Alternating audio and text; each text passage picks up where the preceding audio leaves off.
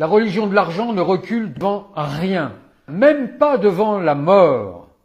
Peu importe les individus, peu importe le climat, peu importe l'environnement, seul le profit compte.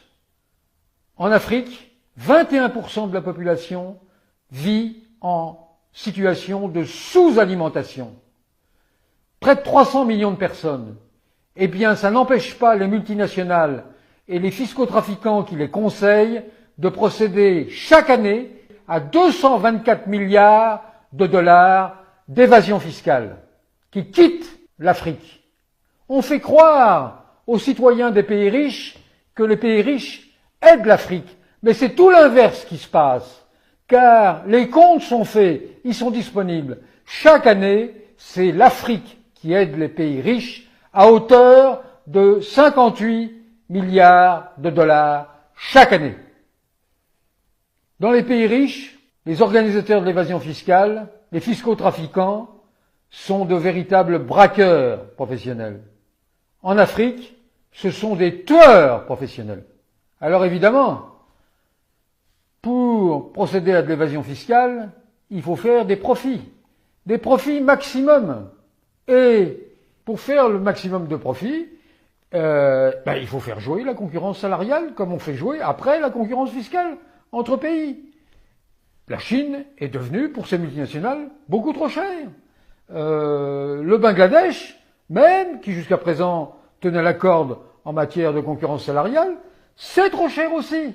Donc qu'est-ce qui se passe? Eh bien, le capitalisme a une capacité d'adaptation absolument formidable. Eh bien, l'Éthiopie est devenue une terre vraiment d'accueil pour les multinationales du vêtement. Donc toutes ces grandes marques de vêtements, H&M, Calvin Klein, Guess, eh bien, ils ont négocié avec l'État éthiopien la fabrication de leur production, et ils sont sans doute pas les seuls, moyennant des salaires mensuels pour les ouvriers et les ouvrières qui vont produire ces vêtements de 27 dollars par mois. Vous avez bien entendu, 27 dollars par mois. Ça fait 85 cents par jour. Eh bien, ils vont les payer à ce prix-là. Et ce prix-là, vous devez le comparer aux normes édictées par la Banque mondiale qui indiquent que l'extrême pauvreté, c'est vivre avec 1,90 $ par jour. Eh bien là, les ouvriers éthiopiens de ces magnifiques multinationales, ils auront 85 cents, moins de la moitié du seuil qui définit l'extrême pauvreté. Alors, évidemment, les bénéfices, ils seront réalisés, mais après, il faut pouvoir faire évader tous ces bénéfices. Mais la logistique est installée. Les Big Four, les fameux Big Four, les trafiquants de l'évasion fiscale, ils sont là.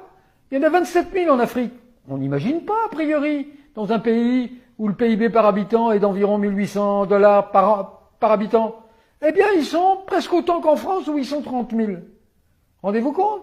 Et puis, il y a des paradis fiscaux locaux qui ont été créés. On pense souvent à l'île Maurice, aux Seychelles, pour ceux qui connaissent un peu. Mais il y en a bien d'autres qui ont été créés. Il y a le Botswana, qui est un paradis fiscal. Il y a le Swaziland, qui est un paradis fiscal. Le Cap-Vert, le Ghana. Ah, le Ghana, ça c'est un paradis fiscal particulier.